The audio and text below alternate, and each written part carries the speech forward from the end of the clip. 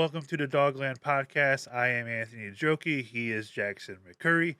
Today we have another Browns loss to talk about. The Browns 23-9 loss against the Pittsburgh Steelers yesterday, and what was another ugly display of offensive football. Unfortunately, they mustered 3 field goals in the game yesterday only. And Jack, this has been getting to be a rough go offensively, and yesterday continued that trend of where they are this season with poor offensive line play. The quarterback play has been okay the last couple games. There hasn't been any turnovers, which with the rookie quarterback, you have to kind of be a little positive about that. But where they are offensively is a real struggle, and I feel like that's going to take up most of our time here today. So, what are your where does this go from here? Because this offense is really, really bad. They have not scored more than 17 points so far this season. They only scored 9 yesterday. They're in a string, I think it was 10 consecutive games of not scoring more than 17 points. So 11. So we're at 11 now. 11 now. So where does this offense need to go from here? Where do you put the blame? How do you fix this? Can we fix it within this season? Is it even possible to try to score more than 17 points? We have another. We actually play a bad team coming up this weekend in the Miami Dolphins. They're also 1-5, so you would hope that you could put up more than 17 points against a team that's equally as bad as you, but it could be a 9-6 game for all we know, upcoming this Sunday. So, can we fix this offense within the framework of the season with where they are right now?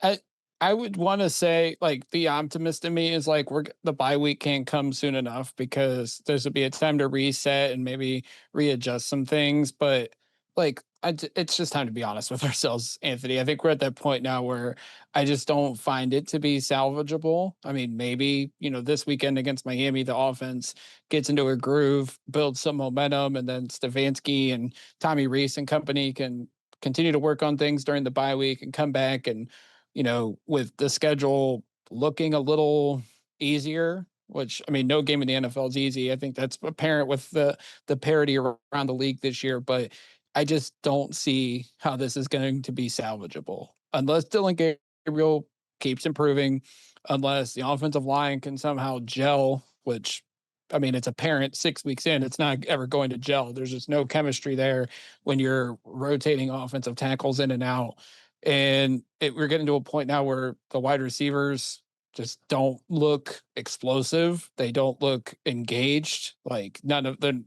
It just seems like an effort level across the team, and with especially on the offensive side, where it's these guys are just kind of like they know what's coming, and they're not focused. They're not enthusiastic about this, which I mean, when you're 1-5 and you just keep losing and you keep struggling offensively, it's hard to want to be enthusiastic despite being professionals, despite being paid millions of dollars. Like, I just don't see how this can be fixed. And excuse me, you can blame coaching, you can blame personnel. I think it's a collection of things, but unfortunately, somebody has to be held accountable. And Kevin Stefanski can go on the podium and say we have to be better, talking about players, coaches, himself, like saying we have to be better, we have to be better. But when you're not fixing things and it's the same offense and the same type of production week in and week out, and this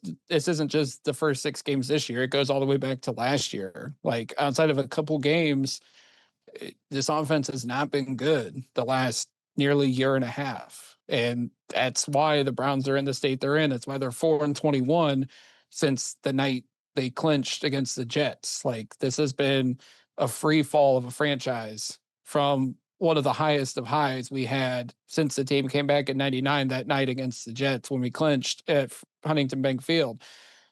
And this offense has taken a complete nosedive. Everybody in that organization should be held accountable for how much it's plummeted. But I don't, to answer your question point blank, I don't see how this offense can get fixed. Yeah, it's they're in a tough spot, and it's not going to get any easier with where they are. You know, you would hope that this weekend against Miami, you can start to piece some things together. And you know, we have, like I mentioned, we have had a little bit a positive quarterback play. You can see some things. It's just the offensive line, Jack. They are not doing any favors for this offense. And you know, we talk about the interior with Batonio, Posick, and Teller. You know, they have struggled. They're on the wrong side of 30 and are only getting older. And you know, you feel bad because Batonio came back this year, and you hope that you know things would be a little bit better to get back to running the ball, but they haven't been able to run the ball effectively a whole lot with their you know with the offensive line struggles. The tackles have been rotating in and out because of injuries and poor play and injuries. So I mean, it's been really frustrating watching this offensive line, which for many years was a extreme positive for the Browns when we had, you know, Thomas, Antonio, among others, Alex Mack. Like the years that we had a really good offensive line, it seemed like a stretch of 10 plus years that this O line was really good. Now, because of maybe a lack of draft capital over the last handful of seasons, they have not been able to invest in that position. The guys they have taken swings on, like a Dewan Jones, haven't really panned out either. But now this offensive line is in a place where all five guys on that old line probably need to be replaced and potentially won't be here next year. So it is a very tough situation for this O line to be in, and it's just causing all of these offensive struggles. You see yesterday, anytime Dylan Gabriel was under center and he goes to drop back, there was immediate pressure. They couldn't drop back at all from under center. The only time they had a little bit of success is when he was in the shotgun. You can't run the ball consistently out of the shotgun. You have to be under center. So it's a catch 22 with what they can call offensively at this moment because of these offensive line struggles. Yeah, I mean it's bad. Like this is probably the worst it's been in a long time. Like we go back to the days of, Greg Robinson and Desmond Harrison being the tackle, and John Dorsey not trading that number 1 for Trent Williams, which in hindsight, like you do that based on like what Trent Williams has been for the 49ers, and your offensive line set. Like you don't have to worry about it. But like, it's bad, Anthony, when people are like saying longing for the days of Jed Wills. And we dealt with that roller coaster of a career and his ups and downs during his 4 or 5 years here with the Browns. Like it's bad when people are begging for that. But it's like, you know, we mentioned it, I think, on the last episode or the one before that, where I said like AB is trying to fix the situation. He brought in Fair Munford, which they actually ended up waiving today. After 3 games, never saw him at all. Was always a healthy scratch. So that just probably tells you that he wasn't really performing up to what the coaching staff was wanting. They trade for Cam Robinson. He had his ups and downs yesterday and ultimately gets hurt. We don't know his status going into the Miami week. And then KT Leveston, like God bless him, guy is not a starting offensive tackle. Like he just gets beat like a turnstile. I saw a stat today. 14 of the 23 pressures that Gabriel faced yesterday were because of the offensive tackles. And that includes Jack Conklin, who gets concussed. So it's, well, who is going to be the offensive tackles this week? Because you just cut Munford. You have only Cornelius Lucas, who is healthy, and he was a liability when he was out there. So this offensive line is in a free for all right now. There's no semblance of chemistry. There's no semblance of like cohesion there, except the interior, which has been the same for the last couple years. Like those guys know how to operate, but they're having to pick up the slack because of the poor tackle play. And Like, I don't know what their answer is going to be. I'm sure they're going to bring guys in for workouts. I'm sure AB might be scouring the trade market again, even though like Cam Robinson was a guy that was a healthy scratch in Houston just because he wasn't good. And you put him out there yesterday and they got him prepared, but he's not a good offensive tackle. So you you're trying to patch it up together now, but you also kind of want to see what Tevin Jenkins brings, what Zach Zinter brings, but you can't because neither one of those guys are tackles and they already have established guys on the interior. So it's a situation where like I don't blame coaching in this aspect the way I would have last year under Andy Dickerson. I think the offensive line coach is trying to do his best, but we just don't have the parts and pieces. And unfortunately, Father Time has caught up on this offensive line. But like you said, we're looking at a potential whole new offensive line next year of draft picks and more than likely free agent signings because I don't foresee them wanting to start two or three rookies on that offensive line unless they just come into a great landing spot in the draft where they get quality draft picks that just blossom into starters immediately. Like I think they're going to go out and probably sign a couple vets, draft a couple guys, and then probably piece together some of the young guys that they already have established in the room to try to fix the situation. But, for all the talk about the quarterback position that we dealt with in the offseason, I kept saying this offensive line is a big question mark. And 6 games in, it has definitely reared its ugly head. Yeah, it's something that you and I and we could go back and look at the footage and the audio, and we could find where we consistently talked about this offensive line and our worries of what it could be like for this season. And unfortunately, it is where it is right now, which is really preventing this offense from doing anything. So, offensive line aside, what do the Browns need to do offensively to try and move this damn football with this poor offensive line and a rookie quarterback, rookie running back, all these other guys on offense? I would see, like, here's the thing, like, I don't know, like, what the answer is. I would have said, like, if you can get it to where Gabriel can move out of the pocket and, like, open the pocket that way with him, like, running out, like, in a rollout or some sorts, maybe that'll open things up, but you can't trust the offensive line right now. Like, and people are calling for Shedeur Sanders to be out there. I don't know if the Browns don't wanna put him in a position to fail, people wanting to push him out there with an offensive line that's getting a new starting lineup every week, like you're not setting him up for success either. On So for all on the people that on want to, on top of somebody who is notoriously long, he holds on to the football too long at times. yeah, You do yeah, not you're you did not want that back there. right. You don't want it at all. You're pretty much setting him up for extreme failure. And then what's the excuse going to be then? Like, but the only thing I can think of, Anthony, is trying to get Gabriel and like rollouts and play action throws to where he can, try to move the pocket to maybe where he can find guys that are open, maybe scheme up things to where you can get Judy open in space, Fannin in open space, and a Joku. Like those are your playmakers. Try to get them involved, get them out into open space to where they can rack up yards after the catch because that's where they're the strongest. I don't know, and I'm not a film breakdown guy. We got plenty of guys to do that. Jacob Roach, Jake Burns, uh, Bill Sparks, Lance Riesland. Like these guys are pretty good at what they do and they break down the all 22 film. But I just don't see like this offense opening up, getting creative. Like this is and as much as I've loved Kevin Stefanski, I think this is where some of the roadblocks are with his coaching. He doesn't evolve the way he has said he wants to.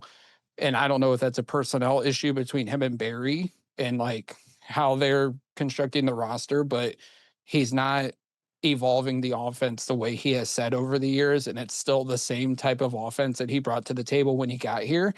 And that's not good coaching. You're not developing, you're not evolving, you're not getting your players to develop and evolve. And it's a recipe for disaster. Like, I don't know what the solution is at this point, but, and at the same time, like, does it really matter? Like, it matters to us as fans. It matters to the guys in the locker room that are still playing their asses off. But we're sitting here 1-5. Like, the Browns are at the point now where they're not playing for anything. Like, guys are playing for their football lives, but and you look at the big picture, I don't know what the front office is thinking. I don't know what the coaching staff's thinking. Like, sometimes I think there is an eternal struggle there between the two, but I don't have an answer to how this can be fixed at this point. And unfortunately, it falls on the coaching to try to fix it as much as they can to at least have a pulse out there on offense. We know what the defense has, what they're able to do, what they're not able to do, but this team is struggling so much offensively that it's just you don't want to watch it. You they cannot move the football at all, and they had one, maybe two nice drives yesterday against Pittsburgh. They had the one at the end of the half that they were close to scoring a touchdown at the end of half. They ended up just running out of time in terms of uh, trying to having a couple more downs to try to get it into the end zone. But they had the drive in the second half that resulted in a field goal too when they were trying to come back later in the fourth quarter, which was a pretty good drive. You got down inside the 10-yard line, and maybe this is 2 weeks in a row now. They get down in first and goal position, and I know you're trailing later in the fourth quarter. I think there's like 6 or 7 minutes left, but you can still run the football. You don't have to throw it all three times inside the 10-yard line. Like that's the spot where this team, and you have a good running back with Quinshon Judkins who's been able to show in his first 5 games that, or 4 games, that he's been able to be an effective runner. Like that's still an opportunity for you to run the football inside the 10-yard line, even though you are trailing in the fourth quarter. Like you score a touchdown there, you get a 3 and out, you still have 3, 4 minutes left to get the ball back and try to do something else, which they ended up getting the ball back anyway. So, you know, I hate abandoning the run in these moments. You saw it last week at the end of the first half where they got down there. You take Quinshon Judkins out, you put in Jerome Ford, which you all know our thoughts on Jerome Ford as a runner, and they end up with a field goal in that situation too. So, opportunities that are presenting itself to score touchdowns, and you are abandoning what your bread and butter should be in those situations. Yeah, I have that drive up. They got down to the 3-yard line. They had a couple penalties on the Steelers defense, including the rough hit on Gage Larvin, and hopefully he's okay because he tried to get up and was woozy, and like his teammates like all grabbed him from that point. It was a dirty move. Obviously the penalty was justified, but they get down first. That penalty got him inside the 10.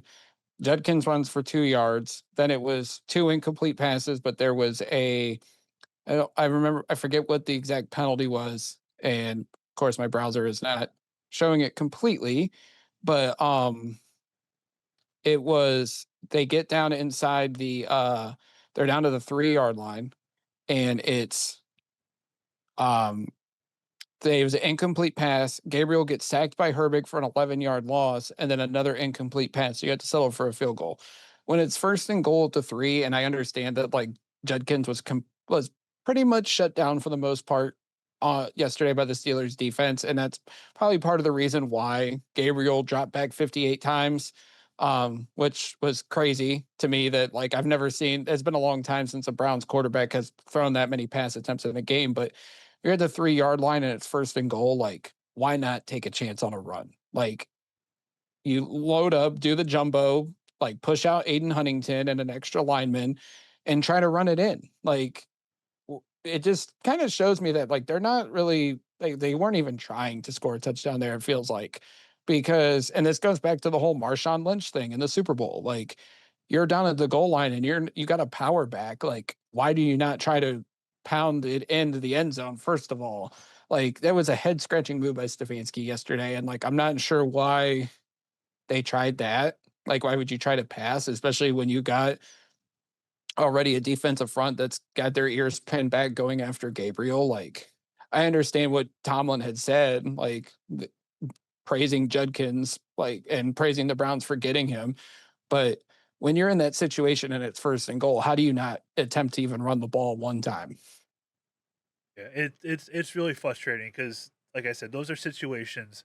You got 4 plays to get 3 yards. That's less than 1 yard per run. If you decide to run it 4 times. I know they were down 3 scores at that time. They were down 23-6, so you need 17 points, which is just outside, and you're okay. Well, a field goal is okay in that situation because you still have to get 3 scores, but you want to get a touchdown in that spot, and running the ball from the 3 yard line is probably your best option at that point with the way the passing was. You see the pass go off Isaiah Bond's helmet.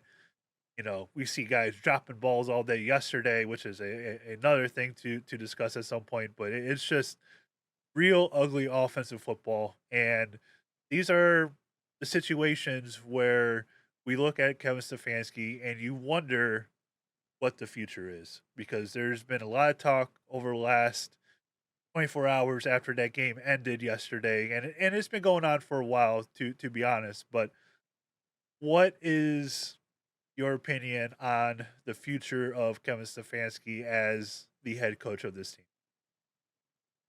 Well, I've heard a lot of different things. Like, we talk to a lot of people in the Browns community, so you hear a lot of bits and pieces of information, and there's a lot of mixed messages. Which I don't know if that's just the people in the organization sending mixed messages, but it just seems like that seat is getting warmer and warmer. We just had our first NFL head coaching firing today. The Titans firing Brian Callahan, which I know a lot of people are going to be pleading for Bill Callahan, but I don't see him coming back to this organization, not without some security that Stefanski's going to be around because of their relationship.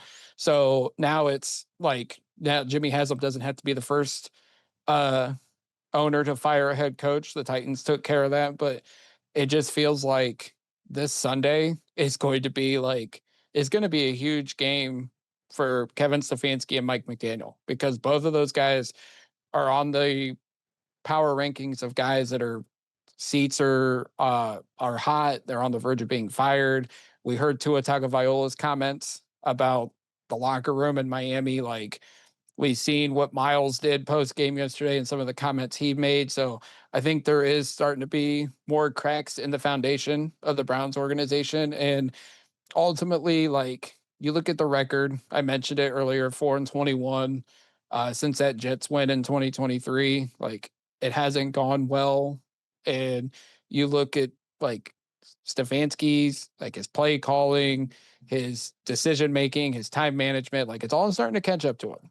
And Anthony, we've been around this a long time. Like, when it starts sinking, like it sinks pretty quickly around here. And there's been a lot of rumors and stuff like we've talked about, but and then of course Adam Schefter says no coaches are imminent or on the verge of losing their jobs, and then Callahan loses his job within the hour. So I could sense that probably things inside Berea aren't going as swimmingly as people think or hope to.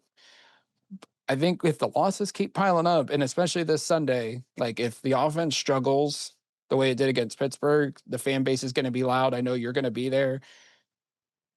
It's not going to be a pretty Monday next week if the Browns lose again and the offense mightily struggles. And I like Kevin Stefanski. I think he's a good person. I think he is a good coach. I just think some things in that organization have been out of his control.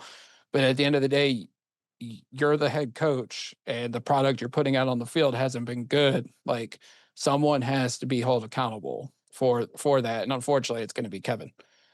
So let me ask this on top of that: if Stefanski gets fired and we um, place the blame in this entire organization as well, is it just Stefanski or is it Barry and Stefanski go together?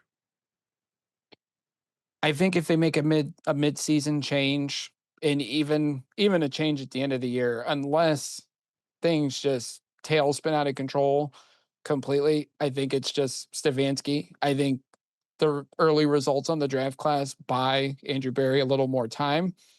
I think you can, and the Haslam's can spin it that Andrew Berry didn't get to pick the head coach because he was hired after Kevin Stefanski in 2020, if people remember. Even though it was kind of apparent that those two were going to be the package deal. I think Barry gets more time. I think he gets at least another year, which kind of sets things up in a position you don't really want unless Barry gets to pick his own guy. But I don't think it's a package thing. I think if anybody else gets fired with Stefanski, it might be like assistant coaches. Like, let's just throw out Chad O'Shea, for example, because his position group hasn't been the greatest. I think, let's just be honest with ourselves. I don't really see how he's kept his job as long as he has. But I think if Barry gets canned, I think or if Stefanski gets canned, I think Barry's safe. But I don't think guys on Stefanski's staff may ultimately be safe. All right, we are going to get out of here. Be sure to give Jack a follow over on X at Jack McCurry08. Be sure to give me a follow at Anthony Joki, Joki. The Dawgland you can find on just about every platform out there: TikTok, YouTube, Spotify, X, Facebook, etc. Be sure to give us a follow, all at the same handle, the Dawgland. Remember, as always, until next time, go Browns.